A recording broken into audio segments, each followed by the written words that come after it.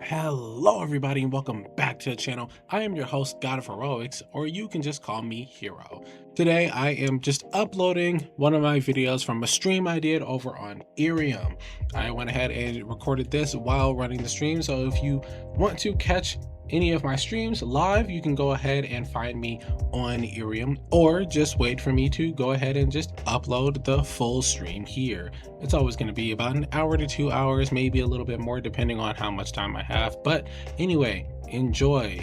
So, today, as I've explained to the stream, but I will be explaining for the sake of my YouTube video, we are going over everything about cursed energy and everything that there is to know so that nobody is confused or can fairly rationalize things that they may not understand when watching Jujutsu Kaisen, whether it be season 1 to the new season 3 or the movie or what have you. If you're reading the manga or continuing with the new series Medulo going on, we will have everything laid out so that nothing is missed out and everything makes a decent amount of sense for everybody. So we're gonna jump straight in, and we are talking about the basic fundamentals all the way to the most complex aspects.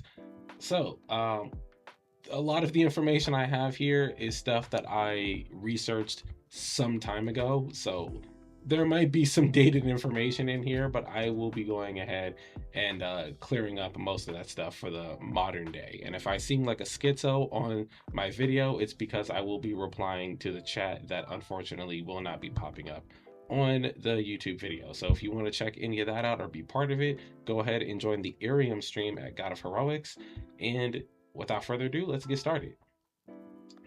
So, my favorite part, like I said in a previous video and stream, my favorite part of analyzing any anime, aside from just the characters, their designs, and looking deep into who they are, would be analyzing intrinsic power systems. The more complicated the power system, the better it is for me. So this is just going to be one of those, a passion project going on about one of my favorite power systems in one of my favorite new gen anime.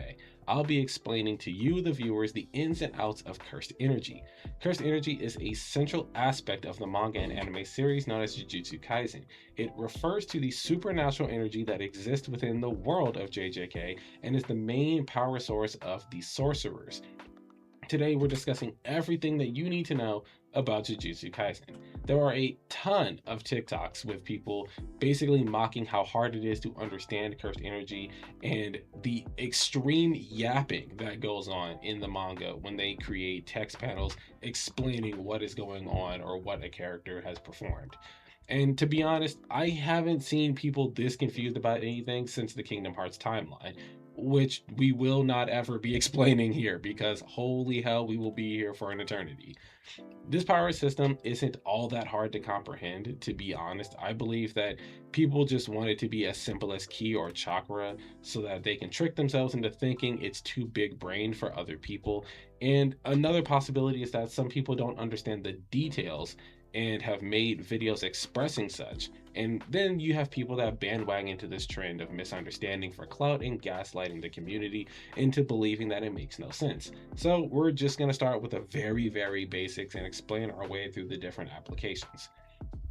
All right, so real quick, it's important to know that cursed energy is not magic by any stretch of the imagination, but it's a bit different when it comes to something of that nature. It's more of a person's inner power rather than it is an external source. So cursed energy plays a crucial role in both battles and world building in JJK, creating a unique and intrinsic power system within the series. It's a central element in the making of Jujutsu sorcery, as it is a supernatural force that exists within the world and powers both sorcerers and non-sorcerers, believe it or not. Cursed energy is formed from negative emotions and actions produced by humans and cursed spirits. Feelings like fear, anger, and sorrow take actions can take action tied to things like violence, negligence, and alcohol abuse. And when energy pertaining to one aspect of this emotion pulls, it's if it's strong enough, it will create a cursed spirit. So pretty much, to make this as simple as possible, people that are not sorcerers, if they feel negative emotions towards something, whether it be fear or anger or what have you, they have cursed energy leaking out of their body based on their strong negative emotions. And the cursed energy, when when it gathers together in a certain area, it creates a cursed spirit, and the cursed spirit that they create is based on whatever it was that they were feeling towards, and the characteristics of the cursed spirit is based on the feeling itself. So for example, the character Mahito, in JJK, he is the fear of humanity, the way people fear other humans. And his characteristic, well, his existence is that of people fearing other people. So his whole job as a cursed spirit is to bring about that fear and despair to other people. His characteristics is pretty much the way he behaves, where he takes pleasure in torturing people, antagonizing people, hurting people, bringing people to their lowest point. And that's because what people fear about other humans is this aspect of humanity. Now that we're on that, let's keep going. So, if most people in a town, couple of miles from the woods, believe in and fear Slender Man with tales of what he does to adults and children, then cursed energy from the fear of Slender Man will accumulate in the woods and over time birth an actual Slender Man curse, whose nature it is to act like that of the tales that people have told growing up. And this happens because non-sorcerers cannot control cursed energy. They naturally produce it like all people, but it leads to the release of cursed energy, and it acts unpredictably and goes ahead and creates a negative cursed spirit. Whereas sorcerers can manipulate cursed energy to produce their own cursed techniques using their negativity as a conduit. It says so they can harness it, but they cannot control it. That is correct. Non-sorcerers cannot control cursed energy, but they produce it regardless, while sorcerers produce cursed energy but can control it. So cursed spirits will never come into play because of a sorcerer. They only come into play because of non-sorcerers. But we will talk about what what the sorcerers can create, and that's going to come in the next two parts of this whole explanation. So, to simplify it, it can be compared to magic spells, wizards, and witches, being, Jujutsu sorcerers, while utilizing mana, which would be cursed energy in JJK's sense, by focusing it through, their wands or their negative emotions to conjure spells or curse techniques. So, again, it's not magic, but if you want to look at it in the sense of magic and how it would make sense, or to make it make sense to you, this would be the best way to really think about it, where the ones who cast magic being the witches and wizards, or Harry Potter. Let's say Harry Potter has an equivalence to Yuji Itadori, then Harry Potter would be the wizard, and Yuji would be the sorcerer.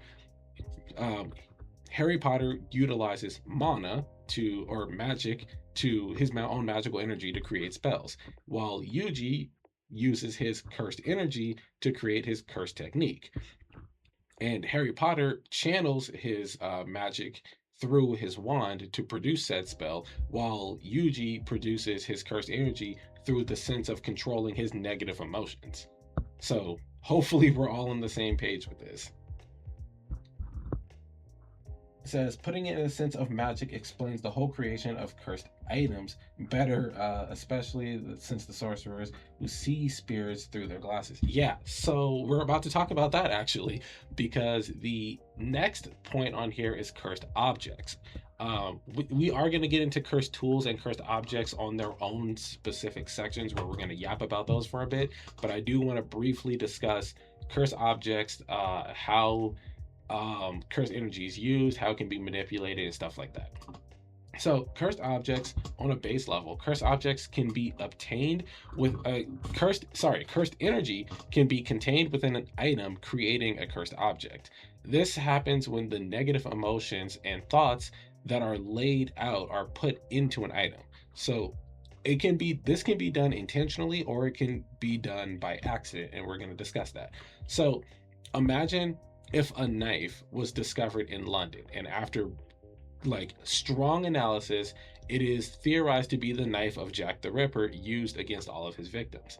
The way the people feel about Jack the Ripper, their fears, the dangers that it brings to them, the fear that women would have in dark alleys, etc., all of this would be imprinted onto the knife, effectively turning that knife into a cursed object, which would likely be called something like the Ripper knife or Jack's blade or something like that.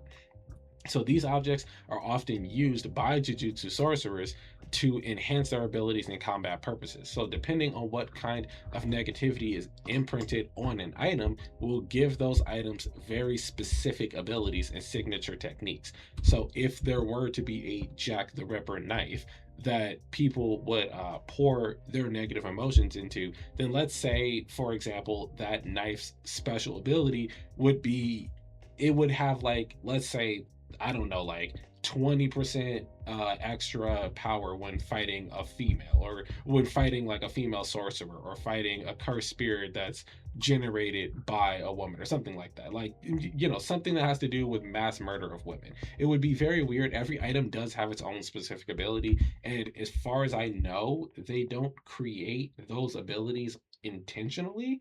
Um, Off the top of my head, I don't think that's the case, but maybe somewhere in my next two documents, I'll explain that better because I did write this when I was heavily researching JJK.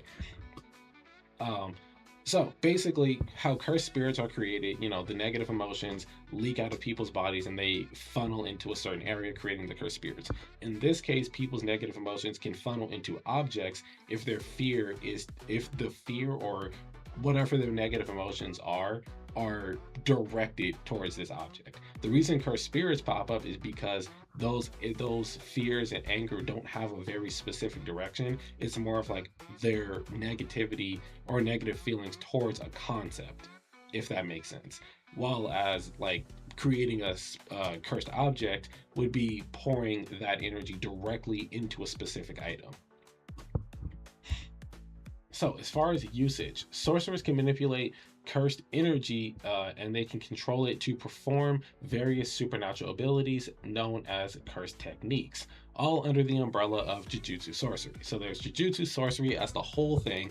Think of that like just saying, oh, magic exists. Yes, magic exists, but then there are spells that use the existence of magic to basically be their own techniques. Like Avada Kedavra is magic, but it's death magic, if that makes sense. Whereas like Jujutsu sorcery is the existence of using and manipulating cursed energy, and then something like hollow purple would be an actual technique under the infinity curse technique. All right, so it's used. So cursed energy can be used. It's not cursed energy. Cursed techniques. Well, potato, potato. Cursed techniques can be used to combat, exercise, protect, or even use other applications that we'll talk about later dealing with curses. So the curses that non-sorcerers naturally create are pretty much the big reason that Jujutsu sorcerers exist. They are here to combat those specifically. There are cases, obviously, where like sorcerers have to fight each other. And that was very prevalent in the Heian era, which is where Ryomen Suguna comes from. There was a lot of sorcerer on sorcerer violence, and that's a whole nother thing. But very simple. Non-sorcerers can make curses because they can't control the energy, and sorcerers deal with them using their own curse techniques to expel or exorcise those curses. So let's move on to the manipulation of cursed energy specifically. Jujutsu sorcerers can detect the presence of cursed energy around them, and they can use their own cursed energy to interact with it. It's exactly like how characters in Dragon Ball can sense ki to determine the strength of their opponents and can keep track of their locations. Jujutsu sorcerers do the exact same thing with cursed energy, and in a minute we're going to talk about why that is a downside for some characters. Additionally, the use of cursed energy will leave behind what is called residuals, which is basically cursed energy footprints, quote unquote, that a sorcerer can see and track for investigation and hunting. So pretty much any character that has cursed energy or uses cursed energy at all, whether it be a sorcerer or a spirit, they leave behind pretty much a way to track them. Like they leave a trail of their cursed energy behind, which obviously dies down the longer it's around. It says, are we going over the part of unstable curse manipulation like Divergent Fist? Yes, we're gonna go ahead and talk about stuff like that as well. In fact, that is the not the next portion, because the next portion is very short, but it's the portion after that. So each person has a specific amount of cursed energy that they possess, known as their reservoir.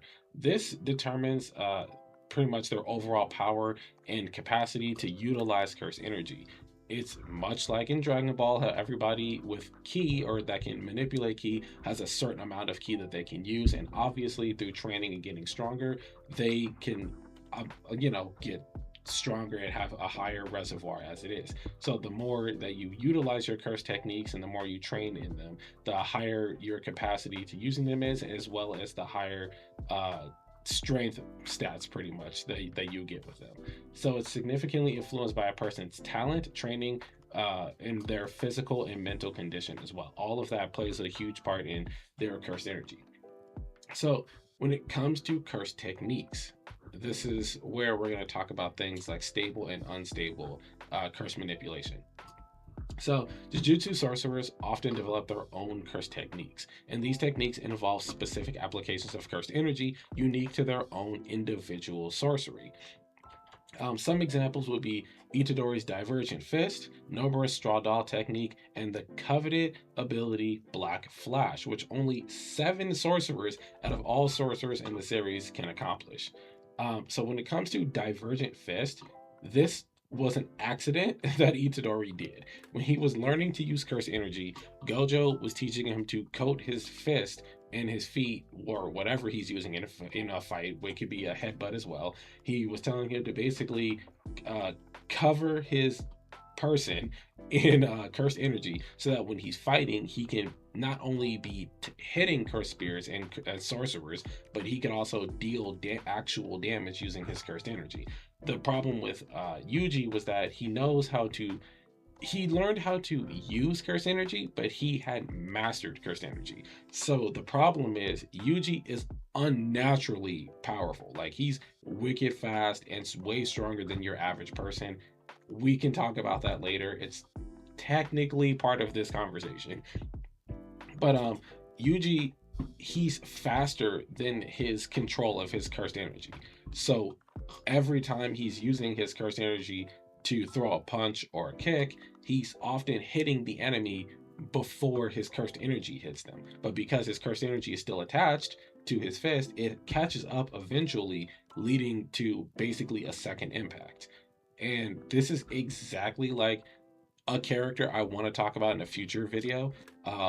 In My Hero Academia, there is a character whose quirk is called like second impact or something, or double impact, and it's the exact same thing where you hit somebody and then the kinetic energy from his hit leads a second impact that is oftentimes twice as strong as the original attack. So because of this, Itadori in a sense can really like mix his opponents where he can turn on or off his cursed energy in the midst of a fight so that his punches and kicks can either lead to making a second impact or cannot lead to having a second impact. And while this was an accident leading to his ability being considered unstable, quote unquote, it actually really blended with his fighting style very well. But in a much larger sense, more dangerous techniques, if they are unstable, can be dangerous to the user and can also be dangerous to the opponent, but it all just matters of how it's used.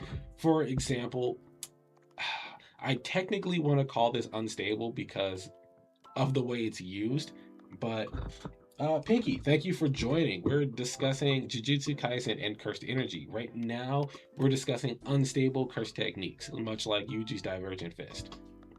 So, in a sense, I want to call the 10 Shadows technique unstable until your summons are mastered.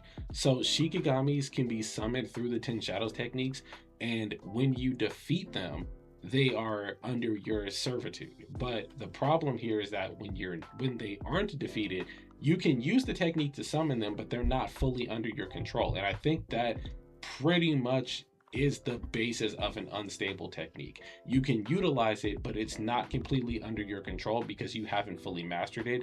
In Yuji's sense, it's more so he hasn't learned to keep the cursed energy to keep up with his fist, whereas Megami, it's more so if he makes a summoning that he hasn't mastered, they're not under his control yet. It's like having a Pokemon, but you don't have the badge necessary to make that Pokemon listen if like the level is too high. So um this can easily backfire, and we will also talk about curse techniques that can be backfired as well in just a second.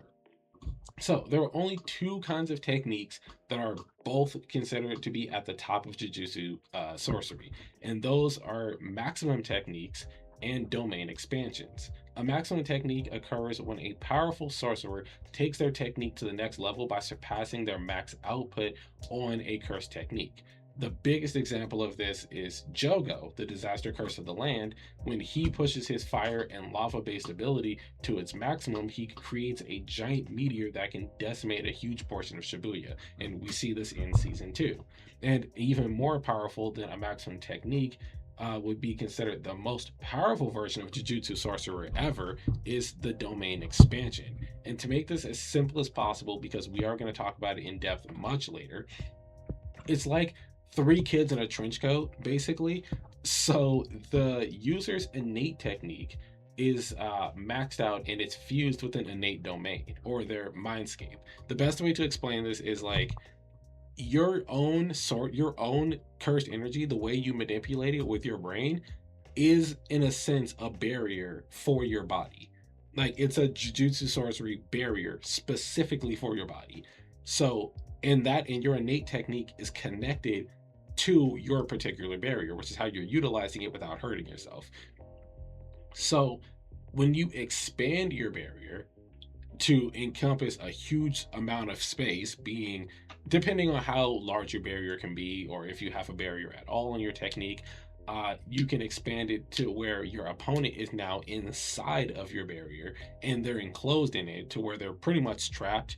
And while inside of this, all sorcerer, well, not all, but your particular technique, whichever one that you pretty much label for your barrier, is an instant guaranteed hit no matter what. We're going to talk about that much later because there is a lot of nuance to this. But I do want to go back to the unstable techniques because this also applies for domain expansions as well. Another technique that I would consider to be unstable would be cursed speech. And I only say this because there is no way to utilize cursed speech that we've seen where the user doesn't take any kind of damage. With the idea of a stable and unstable curse technique existing, it means that that a regular technique that is fully stable can be utilized to damage opponents, while an unstable technique doesn't function the same way, where there's a lot of backlash or there's a huge negative side to it that cannot be covered by any means other than perfecting the technique. So in my opinion, when it comes to Yuji's Divergent Fist, he throws a punch and he's faster than his cursed energy, so his cursed energy makes a secondary impact, which gives his opponent time, if they know about the technique, to dodge the second impact or to dodge the first impact and not have to worry about the second one at all. Whereas the perfected version would just be like later in season 2 where he's fighting Choso. He attempts a Black Flash, but he instead just does a full punch coated in cursed energy. That would be the perfected version of Divergent Fist, where now the punch is completely covered with cursed energy all the way through. And the better version of that would just be the Black Flash. Question: is being able to know the shape of your soul a cursed technique, like with Yuji versus Mahito in the school? It seems like a power boost. Yes, it's technically a cursed technique, so it's more like it's like more like cursed energy awareness, like how we talked about earlier, where people can sense cursed energy, so you can sense your opponent's cursed energy, and you also have a track on your own cursed energy and your own reservoir, and your cursed energy is linked to your soul, which is also why I say this isn't magic, it's more of like your inner ability. So magic, I do have a video of this on my gaming channel. Unfortunately, it's on my gaming channel. I might move it over to my discussion channel, pretty much is what I guess I can call it. But in with magic, pretty much the difference between magic and things like ki and chakra is that like ki, chakra, cursed energy, they're more linked to you spiritually, where you have your own soul, your soul inhabits your abilities, and your energy reservoirs are connected to your soul in a sense, where like if you completely run out, you die, kind of thing. Like in Dragon Ball, if you have no ki, you're dead. Like if all your ki is drained, you die. Same in Naruto, all your chakra is gone, you die. And it would be the same in Jujutsu Kaisen, where like your cursed energy is linked to your soul, even if you don't know how to utilize it, like non-sorcerers. So if your cursed energy is fully depleted, you have nothing fueling that, and you pretty much die. So with magic, it's more so that they're using basically their, like, whatever their conduit may be, like their wand, and then they're manipulating outside forces with their spells. And spells are kind of like the language spoken to be able to manipulate those things. Like, for example, they can conjure fireballs, but fire comes from basically a scientific like chemical reaction. So by speaking those, like their spell, whatever the activation words may be, and using their wand or staff or whatever it may be as a conduit, they're pretty much forcing that chemical reaction to happen to create whatever it is that their spell is supposed to be utilizing. And that's pretty much the big difference between magic and like any kind of spiritual connected energy like ki or chakra or whatever. So in a sense, short answer, it's not a cursed technique, but it is something that they can be aware of, and knowing the shape of their soul is definitely a power boost. Because think of it like in, well, let's bring it back to Dragon Ball Z, because this is probably the simplest way to have this discussion. So in Dragon Ball Z, Goku and Vegeta are completely different people, but the way they fight is more so based on who they are.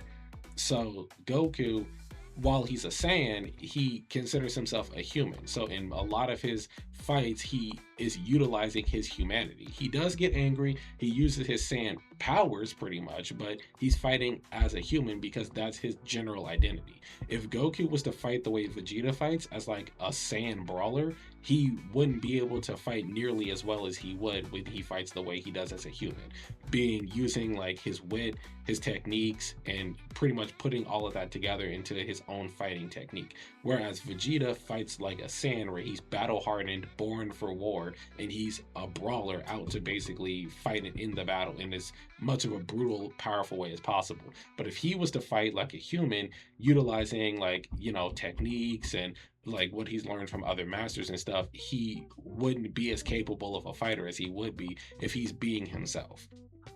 In that sense, it's the same way, where sorcerers, if you know the shape of your soul, even with cursed spirits, because Mahito's a cursed spirit, but if you know the shape of your soul, it's more like knowing yourself much better than anyone else, and also knowing where your power comes from on a more personal level.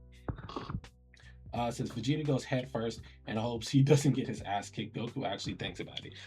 Yeah, but that's pretty much because of how they were like raised. Like Vegeta was always taught that he was an elite and that he was stronger than everybody, and he has like a how dare you sense of thought when it comes to battles. Like, oh, I'm stronger than you, I'm just gonna kick your ass, watch me beat your ass. Well, Goku's like, how does my enemy fight?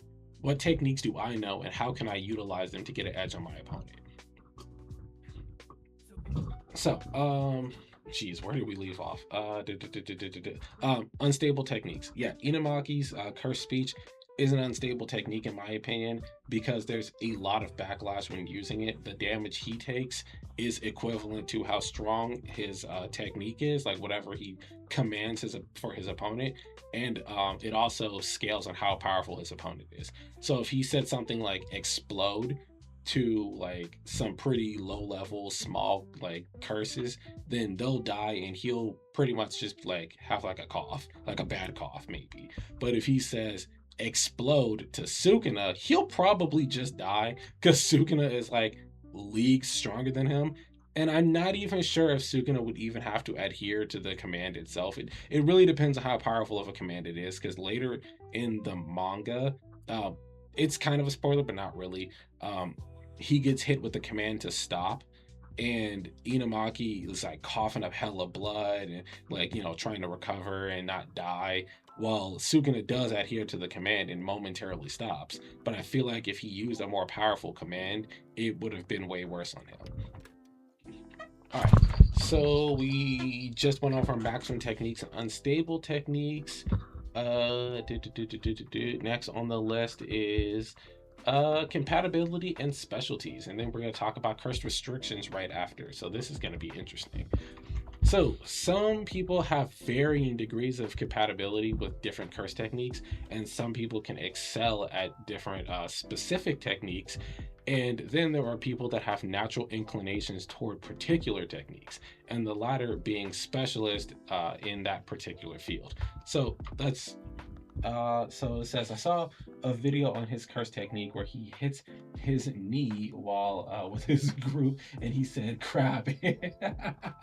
Yeah, I love the Inumaki memes where like you just say the wildest things. Like you can just tell somebody like get bent and you mean it in the metaphoric sense, but in reality they actually would like bend up like a contortionist. That would be hilarious. Or like that where you say crap and everybody automatically has to like shit themselves. All right, so in regards to specialties and compatibilities, so this is pretty much what I was discussing when it comes to curse techniques, where some people get a curse technique based on their clan, and then you get people that have curse technique just generally passed down to them from like a parent or something, and then you have people that just have a curse technique that is like their own specific thing. So when it comes to clan techniques, they can have like one or they can have multiples. For example, the Zenin clan, they have the 10 shadows technique, which Megami is currently using in the Jujutsu Kaisen anime.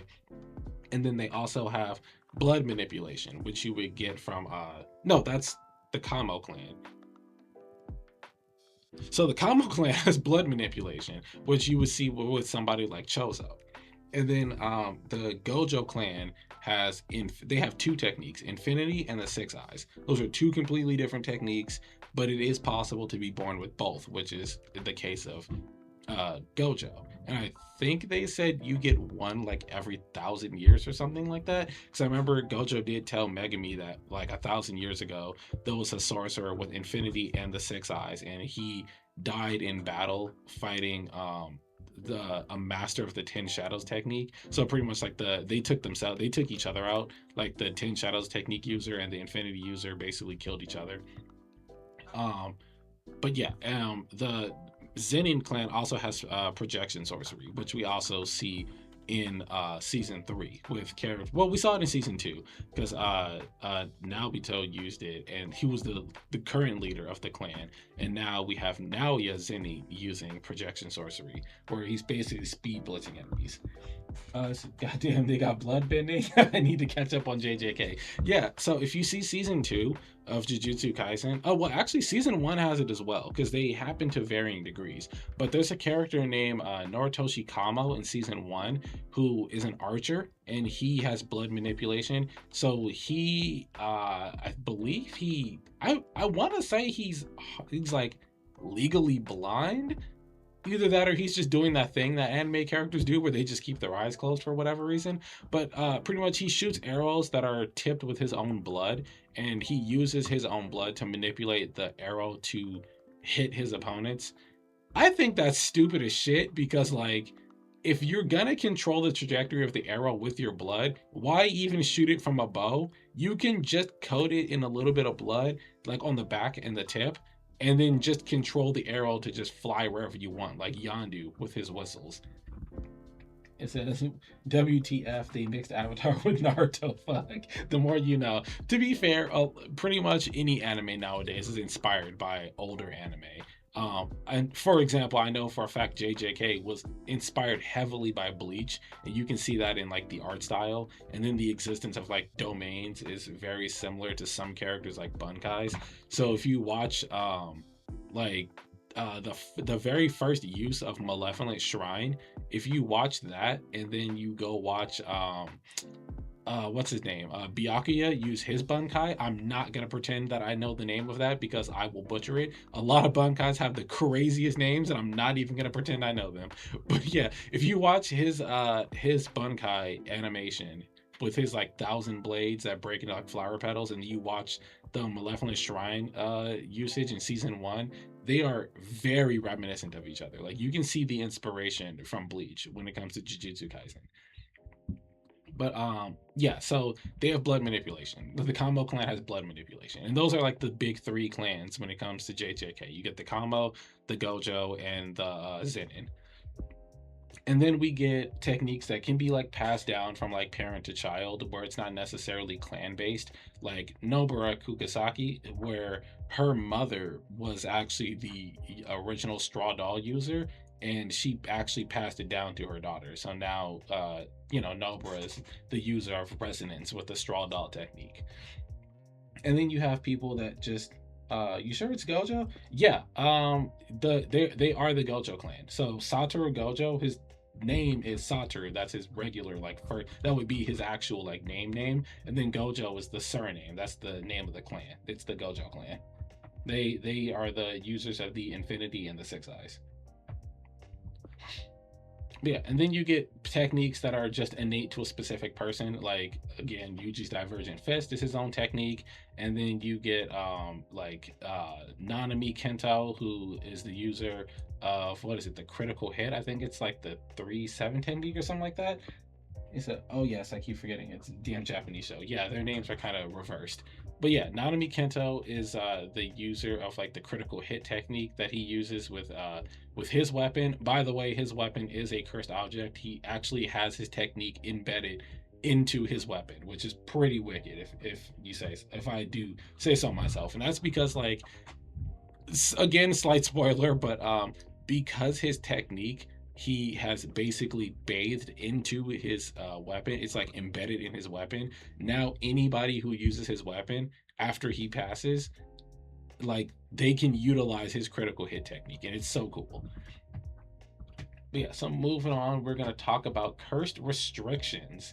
And this is a fairly lengthy part. Actually, this is the last portion of this particular overview when discussing the pretty normal parts of cursed energy. Believe it or not, we're still talking about the basics here. I'm sorry this is taking so long. The stream is almost an hour long and we're still talking about the basics, and that lets you know how crazy it's about to get today. So our final topic for this section is cursed restrictions. There are two types of cursed restrictions. You get binding vows and heavenly restrictions. Heavenly restrictions are placed on a sorcerer from birth, being a trade of physical stats and reservoir capacity, when it can go in either direction, either having a low level of cursed energy and a heightened physical stats, or you can go vice versa, where your stats are extremely low and your cursed energy is very vast. So extremely high, increased levels of cursed energy, but physically lacking in all regards. A binding vow is a restriction that a sorcerer places on themselves to be far more powerful than even their max output. It's a simple trade-off to make the user more powerful based on the risk that they put on their vow. It says, yes, the thing that can make a user literally stop time and say, this is the most basics.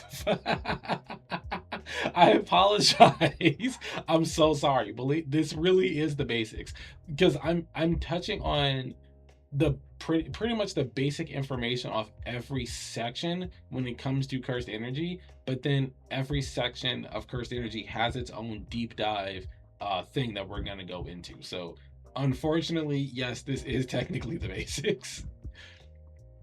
All right. So the more risky that a sorcerer's abilities are, the more effective that they are when they're used. The easiest way to gain more power is to tell your opponent how your curse technique works. And that's because if your opponent knows about your ability and they know the ins and outs of it and can create a strategy to counteract it, then getting hit by that ability makes it that much more devastating because the risk is higher. With your opponent knowing how your abilities work, that makes it so that in sense of cursed energy, if your opponent knows that, like, how it works and they know a counter for it, then getting hit by it will make it that much stronger based on the risk factor. Like her speech, it's risky and also super restricted. Yeah, it's very risky and it's super restricted as hell. So any time that cursed speech is used, it's far more effective on the enemies that know that they use cursed speech.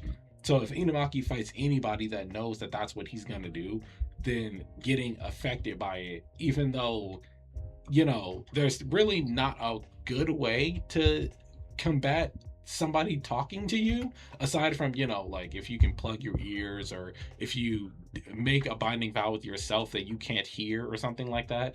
That would be crazy. But yeah. So where did I end off? Oh, the most complex way to gain this same boost in power is possibly even more, is placing a stipulation on yourself with a dangerous trade-off, like your life. So let's take Kento Nanami, for example. His stipulation is that between the hours of 7 a.m. and 3 p.m., which is a basic 8-hour shift, he limits the amount of a natural reservoir that he can use, so that if the battle passes 3 p.m., his limit is actually released and his max output is greater by 120%. So this is kind of a cheat because it's cheap, but it's also risky. So he can only use, I think it's like 80% of his curse energy. It's either like 70 or 80% of his curse energy. He can only use within that 8-hour shift, 7 a.m. to 3 p.m. And his curse technique naturally does cover for that because he can still hit critical attacks while, between those hours.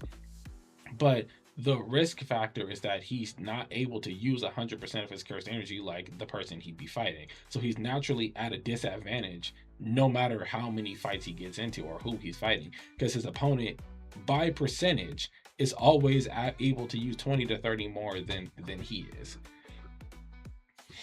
And now, if his battle exceeds that 3 p.m. limit, then he basically enters what is like overtime. So then he's, working time and a half pretty much. And then he gets 120% to his power for the rest of that fight. Is this the guy who literally said he quit by 6 p.m. against a S class? Yeah. And when it's late, he kicked his ass. Yeah. He was talking to Mahito and he was like, we're gonna fight up until this particular time because after that I gotta clock out. And Mahito's like, what the fuck? But then after that time frame, he takes his tie off and is like, I'm gonna beat the fuck out of you. And there's like nothing that Mahito can do about that. And that's also when Mahito was like, decided to run off. So when you were here in the previous stream, I think that's something we touched on when we were talking about characters I don't like and how Mahito's in a sense a fraud. But yeah, this risk factor works for every aspect of curse energy usage. So Sukuna's domain expansion, unlike most, does not have a barrier. So it's naturally stronger because he's risking the possibility of his target or multiple targets being able to escape the range of his ability. His curse technique is, I think, 200 meters across, and it sounds long, it sounds fairly large, but I'm pretty sure it's like not that bad. Let me go ahead and Americanify the hell out of that.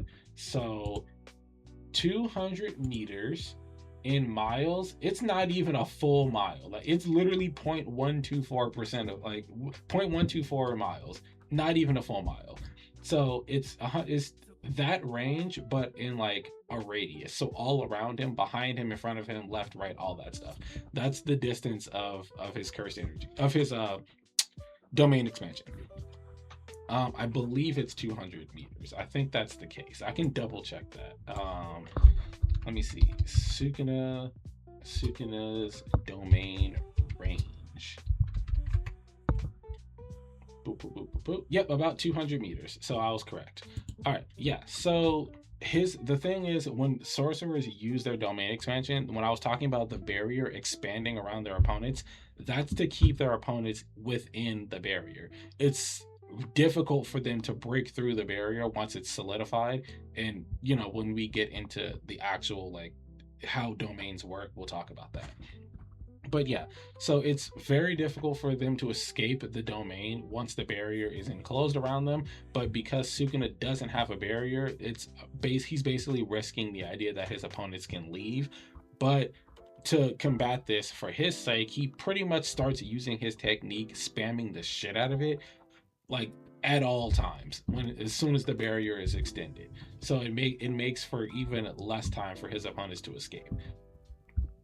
So if a sorcerer were to get an increased boost to their base, whoa, why did I write it like that? If a sorcerer creates a barrier to hide their abilities from the public, but chooses to fight outside of that barrier, they get an increase based on the likelihood of getting caught. So sorcerers don't want, not like normies basically, to know about Jujutsu sorcery, because in that case they create an additional fear of supernatural humans, which would, if you can imagine, make Mahito that much more of a threat. If normal people who are already scared of regular everyday strangers based on the idea that anything can happen, if they knew random people have superpowers, that fear is going to get stronger, which will inherently make Mahito more powerful.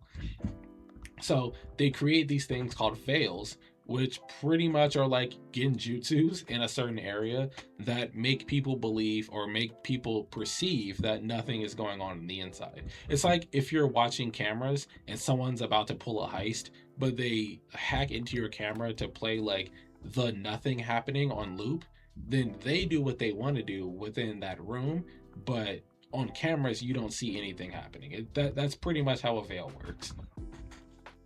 All right. And yeah, that is everything regarding the basics. There's more advanced information regarding domains, barriers, and such, and we're going to go ahead and cover that. So, with the basics covered, do we have any questions? I know it's kind of a lot. Yeah, I know it's a lot. We went over generally everything with small information here and there. We went over how cursed energy works. We went over nature and origins. We went over cursed objects a little bit, how cursed energy can be used, sensing and manipulating energy, people's reservoir, their pretty much capacity, and then curse techniques, stable and unstable. We talked about specialty techniques and how people get their abilities. We talked about curse restrictions, both of them, and then we talked a little bit about domains. So I think I'm gonna give you time. If you have a question, go ahead and ask. If you have a comment, go ahead and leave it. But the next thing we are going to talk about is going to be cursed objects.